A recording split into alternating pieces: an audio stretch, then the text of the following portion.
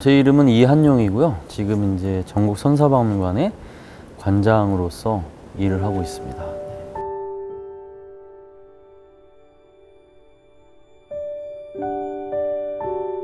고고학이라는 건 말 그대로 그 옛날 것들, 그렇죠. 옛날 물건들, 그거에 대한 연구를 통해서 옛날 사람들이 어떻게 살았는지를 알고 그거를 통해서 그 사람들의 행위라든지 의미라든지 그런 것들을 밝히는 학문입니다. 맨 처음 1978년도에 그 동두천에 근무하는 그렉 보웬이라고 하는 미군 병사가 지금 뭐 전공 유적지 한탄강 유원지 근처에 놀러 왔다가 아주 우연한 기회에 아주 그 주먹도끼라고 하는, 우리가 아슐리안 주먹도끼라고 하죠. 구석시대 때 만들었던 주먹도끼를 발견을 해서 그때부터 이제 그 전곡리 구석유적의 조사가 시작됐습니다. 20차례 가까운 발굴이 전곡리 구석유적에서 이루어졌고, 그 발굴의 시작은 아주 그 사소해 보이는 돌멩이도 주의 깊게 바라보았던 한 미군 병사, 그렇죠. 고고학을 공부했었던 그런 미군 병사가 주먹도끼를 찾게 되면서 이제 발굴이 시작되었다고 그렇게 이해하시면 좋을 것 같아요. 박물관 짓기까지 뭐 굉장히 오랜 시간이 걸렸죠. 근데 뭐 아까 말씀드린 1978년도에 처음 발견되고 79년도부터 이제 여러 차례 발굴을 해서 이게 그야말로 세계 구석기 연구를 뒤엎는 뭐 새로운 중대한 발견이다. 구석기 연구들을 되게 서양학자들이 많이 했습니다. 그래서 아마 1940년대, 뭐 50년대 이때 뭐 모비우스라고 하는 미국의 유명한 구석기 학자가 있었는데, 이 사람이 그 당시 때 나온 모든 석기들을 종합을 해서 하나의 큰 구석기 이론을 만듭니다. 그게 우리가 모비우스 이론이라고 하는데, 세계 구석기 문화 이원론, 두 가지의 구석기 문화가 세계에 존재한다.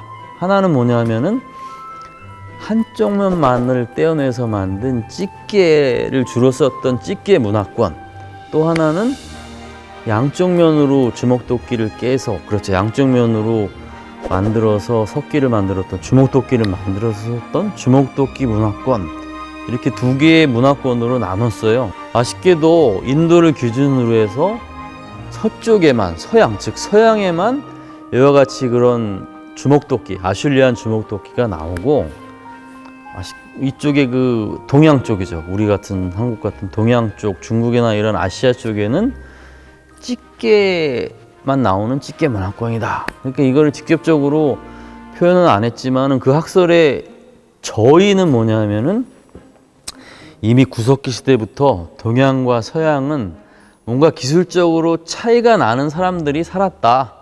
그런 이제 학설에 반박할 게 없잖아요. 우리는 없잖아. 찌개밖에 안 나오니까.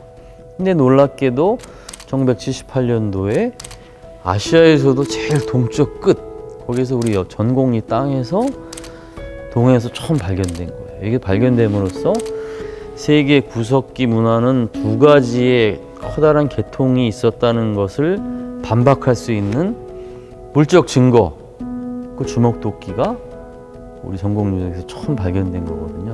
저를 뭐 가르쳐 주셨던 대학교 교수님, 백이동 지금 국립중앙박물관장님이신데, 백이동 교수님이 주 연구 지역이 이 전곡리 유적이었거든요. 그래서 선생님 교수님을 모시고 여기 전곡리 유적에 와서 89년도부터 이제 계속 발굴을 하고, 구석기 축제 때 1회 때 한 200명 정도 모여서 이제 구석기 축제를 했는데, 점점 이게 커져가지고 뭐 실제로 뭐 수십만 명이 모이는 큰 축제가 돼서 구석기 유적이라는, 전곡리 구석기 유적인데 가서 그런 구석기 축제를 즐기는 사람이 수십만 명이 되니까 경기 도립박물관을 짓겠다는 게 이제 계획이 만들어졌는데, 당연히 여기를 전곡리 유적을 연구하셨던 백이동 교수님이 쉽게 말하면 박물관을 짓는 그 추진단의 단장님이 되셨고, 저는 뭐가 되겠어요? 거기에 이제 실무 책임자가 돼서 그 박물관 만드는 계획, 그 다음에 박물관 설계, 박물관 공사, 그런 과정을 제가 다 이제 뭐 쉽게 말하면 감독관 같이 비슷하게 실무 현장 책임자 같이 그렇게 이제 관리를 하면서 박물관을 지었고, 박물관 그런 별명이 있습니다. 시간 여행을 떠나는 은빛 타임머신. 설계 설명서에 보면 이렇게 나와 있어요. 원시 고대 생명체의 이미지에서 박물관을 만들었다. 박물관 내부는 마치 그 선사시대 사람들이 살았던 동굴 같은, 동굴 주거지 같은 형상으로 이제 박물관 내부를 설계했어요. 박물관에 들어오는 순간 우리가 선사시대의 새로운 문을 여는 그런 뭐 느낌이 있다. 그렇게 해서 박물관이 한 100m, 101m쯤 되는데 현무암 자연 절벽을 이렇게 이어주는 다리 같은 모양으로 되어 있어요. 그래서 여기도 의미가 있습니다. 과거와 미래를 이어주는 다리와 같은 형상으로. 그래서 우리 박물관이 어떤 아주 굉장히 초현대적인 아주 최고의 그런 건축 기술로 만들어졌거든요. 그래서 이런 주먹도끼라고 하는 아실리안 주먹도끼가 구석기 시대의 최고의 하이테크. 그래서 박물관도 그 구석기 시대의 최고의 기술력을 발휘해서 만든 주먹도끼를 전시하는 박물관을 그럼 우리가 현대의 최고의 건축 기술을 다 발휘해서 한번 지어보자. 뭐 안 오시는 분들도 심정이 이해되는 게 박물관 그러면 막 재미없잖아요. 와서 막 유물 막 들여다보고 머리 아프고 가서 뭐 역사 공부해야 되고 이런 사실 스트레스가 있거든요. 그렇지만 우리 박물관은 한번 와보시면은 뭔가 다른 박물관은 좀 다르게 여러 가지 교육도 하고 뭐 좀 친근한 콘텐츠들도 많으니까 사실은 연천군 들어오는 다리 건너서 연천군의 초입에 우리 박물관이 딱 있잖아요. 그래서 그런 위치적인 상징성도 있으니까 우리 연천 주민들의 이 자긍심, 우리 연천의 랜드마크, 연천의 문화적 브랜드인 곳이니까 뭐 그런 어렵다, 재미없다, 박물관이 지겹다 이런 선입견을 가지지 마시고 한번 이렇게 와 보시면은 우리 박물관에 뮤지엄 카페도 있고 야외 공간도 이렇게 쉴 수 있는 공간들이 많으니까 동네에 그런 뭐 자기 집 뒤에 공원 같이 뭐 어떤 휴식의 장소 같이 그렇게 활용할 수 있는 좋은 시설들이 많이 있으니까 일단 이게 표현이 좀 어떨지 모르겠어요. 일단 한번 와 보시면은 박물관의 가치를 충분히 더 아시게 되고 자주 오시게 되지 않을까.